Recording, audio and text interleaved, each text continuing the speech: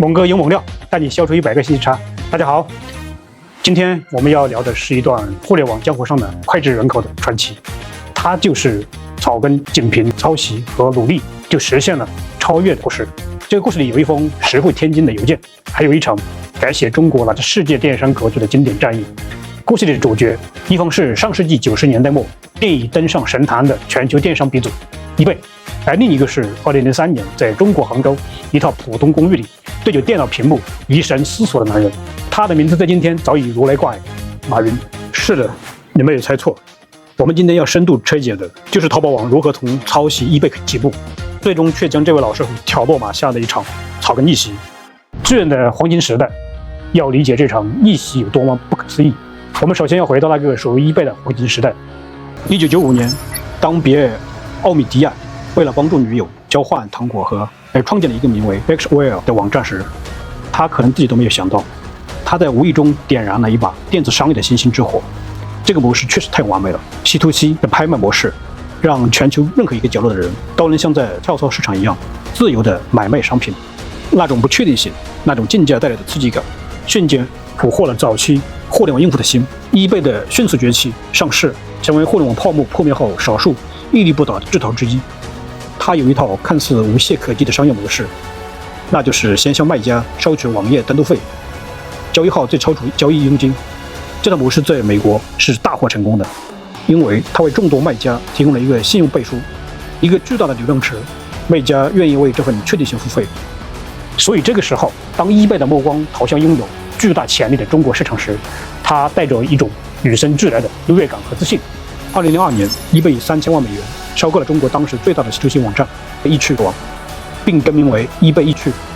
一时间，eBay易趣在中国市场的占有率高达90%以上，是绝对的唯一的王者。它像一艘装备精良的航空母舰，驶入了一片看似风平浪静的海域。在eBay的高管看来，中国市场无非是把美国的成功经验复制一遍而已。他们坚信自己的模式是普世的，是经过验证的真理。这种路径依赖无疑体现了一种来自成功者的傲慢，为后来的故事埋下了第一个也是最致命的伏笔。巨人的水土不服。尼采没说过，真理往往也会水土不服。eBay这艘泡沫很快就在中国市场的浅水区感到了不适，他的那套在美国无往不利的逻辑在中国却处处碰壁，产生了3道清晰的裂缝。第一道裂缝叫信用体系缺失。美国有成熟的信用卡体系和社会信用基础，陌生人之间的交易有基本的信任保障。但21世纪初的中国，网购对绝大多数人来说是陌生的，人人之间的信任极其脆弱。我先把钱打给你，你不发货怎么办？我货发出去了，你不给我钱怎么办？这个最基本的信用死结，eBay并没有给出完美的解决方案，买卖双方都战战兢兢，交易成本极高。第二道裂缝叫收费模式超前。向卖家收费，在eBay看来是天经地义，但是当时的中国网民习惯了免费午餐，早期的个人卖家很多只是抱着试试水、处理闲置物品的心态，一上来就要收登录费、交易费，谁会愿意呢？直接把他们挡在门外，严重限制了卖家数量和商品种类。第3道裂缝也是最关键的一道，叫互动隔绝。eBay在美国的成功，某种程度上也是一种社区文化。但eBay易趣在中国的运营却显得异常高冷，它禁止买卖双方在交易前通过站内邮件以外的任何方式联系，理由是防止交易脱离平台，规避佣金。这简直是对中国商业文化的致命误读。中国人做生意讲究是什么？是聊天，是唠嗑，是讨价还价，是建立一种热络的带有情感色彩的联系。线下市场里，酒桌上见真章，就算买卖不成，人也还在。而eBay易趣却硬生生地把这个最重要的人情味给掐断了。买家不能问清楚商品的细节，卖家不能热情的推销，整个交易过程冰冷、机械，充满不确定性。这3道裂缝让eBay易趣看似强大，实则根基不稳。他像一个穿着西装革履的绅士，试图在一个需要挽着袖子吆喝的菜市场里做生意，相当格格不入。市场在呼唤一个更懂中国、更土也更接地气的玩家。而此刻，在杭州，那个名叫马云的人，透过3道裂缝看到了刺眼的阳光。淘宝的针对性抄袭。2003年，非典疫情席卷全国，却意味催生了人们对线上交易的渴望。也正是在这一年，马云做了一个秘密的决定，他给几位核心员工发了一封邮件，邮件内容已经不得而知，但是后来我们知道，他用这封邮件招丢了包括孙彤宇在内的10几名核心员工，让他们回到了阿里巴巴的创业圣地湖畔花园的那套公寓，进行了一项秘密任务。这个项目的代号就叫淘宝。马云给团队的指令并不是简单的复制了一个eBay，如果是那样，今天就不会有淘宝了。他的指令是研究eBay的一切，然后呢，做一切与eBay相反的事情。这是一种极其高明的抄袭，我称之为批判性抄袭。它不是照搬，反而是以对手为镜子，照出了它的弱点，然后呢，反其道而行之。于是，淘宝的1.0版本从诞生之初，就是eBay溢出的反向操作的指南。第一，针对收费模式，淘宝祭出了大杀器，完全免费。对，就是这4个字，如同一声惊雷，在中国电商界炸响。马云的逻辑是先圈地后烧粮，在当市场的土壤还不够肥沃时，你要做的不是收割，而是浇水施肥。免费策略以近乎零的成本为淘宝吸引了海量的卖家和眼球。那些在eBay溢出门口徘徊的中小卖家，如同潮水般涌向淘宝这边免费的沃土。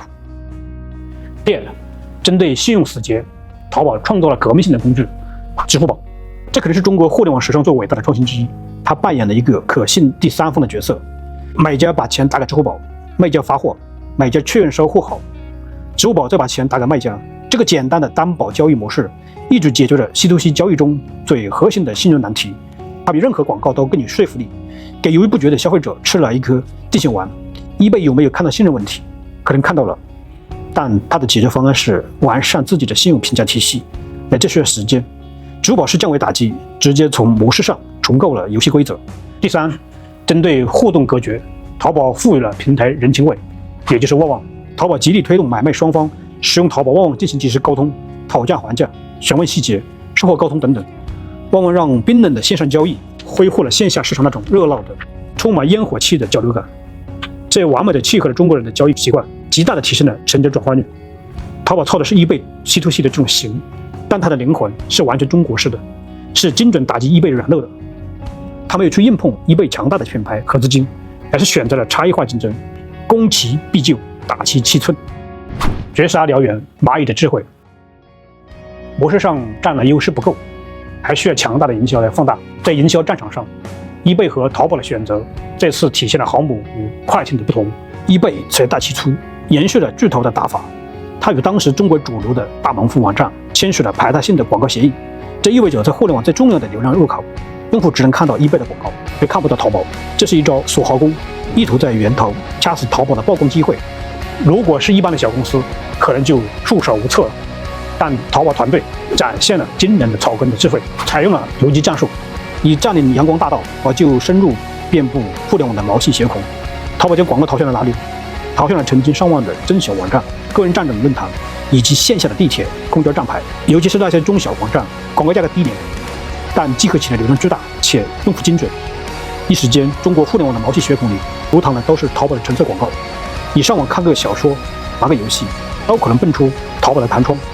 好一招农村包围城市，让eBay的排他协议形同虚设。更绝的是，淘宝团队甚至化身水军，潜入各大论坛发帖讨论。我发现一个叫淘宝的网站，买东西不用手续费，还能直接和卖家聊天，比一起好用多了。这种原始的口碑营销成本极低，效果呢却出奇的好。eBay像一头巨象，转身缓慢，他不理解也无法应对这种灵活机动的打法。而淘宝就像一群蚂蚁，看似弱小，但无孔不入，团结一致，能够吞噬巨象。这场营销战不仅是资金的较量，更是互联网思维的对决，是中心化的门户时代思维与去中心化的长尾的回报 2.0 思维的一次提升预演。老李认为淘宝更懂互联网的未来。笨拙反击，房间里的那头大象。我们来复盘一下eBay的关键动作，这么大的一头猛兽，怎么就能输给蚂蚁？面对淘宝的步步紧逼时，eBay没有坐以待毙，但他所有的反击都太迟缓了。首先是认知的滞后，在相当长一段时间里，eBay美国总部并未将淘宝视为一个真正的威胁，他们或许认为这一时是一个区域性、不遵守游戏规则的捣乱者，最终会因无法盈利而自行消亡。这种傲慢、这种危机意识的淡薄，让他错过了最佳狙击时机。其次，当淘宝的势头已经无法忽视时，eBay做出的决策是仓促应战，但策略僵硬。他也曾尝试降价，甚至最终被迫宣布免收交易费，但为时已晚。在用户心智中，淘宝等于这个免费的认证已根深蒂固，以后来再怎么免费也已经失去了先机。更重要的是，eBay无法在短时间内复制支付宝和旺旺这样的核心产品，它的系统是全球统一的，为了中国市场进行伤筋动骨式的改造，在总部看来风险太高，成本太大。最后，eBay的决策链条太长，它需要向远在美国的总部汇报，解释在中国发生的一切不合理的现象。而淘宝在马云的决定下，可以随时开会，随时调整，传小号掉头。这种组织效率的差距，在跨鱼吃鳗鱼的互联网行业是致命的。所以eBay的反击更像是一场按照既定剧本进行的军事演习，而淘宝打的却是一场没有规则、瞬息万变的游击战，结果可想而知。从抄袭者到定义者，战争的结局在2005年就已经注定。那一年，淘宝的市场份额从年初的不到30%，猛增至年底的70%，实现了惊人逆转。而eBay易趣的这个份额则断崖式下跌。2006年，eBay承认失败，将易趣转手给汤姆在线，从此退出中国市场。曾经的学生彻底击败了老师，但淘宝的故事并未结束。他从eBay的抄袭者一跃成为中国电商的定义者。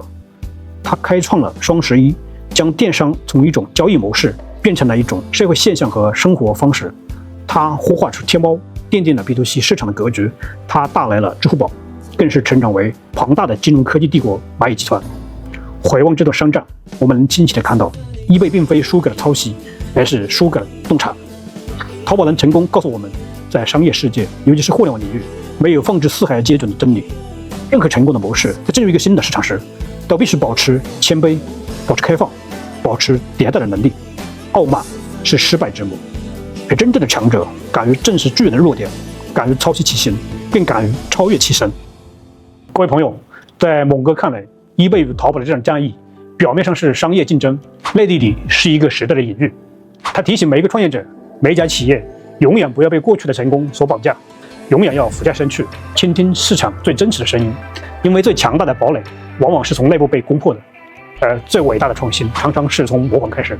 今天的故事就分享到这里，如果这个视频能给您带来一些启发，欢迎您点赞订阅。我是猛哥，我们下期再见，拜拜。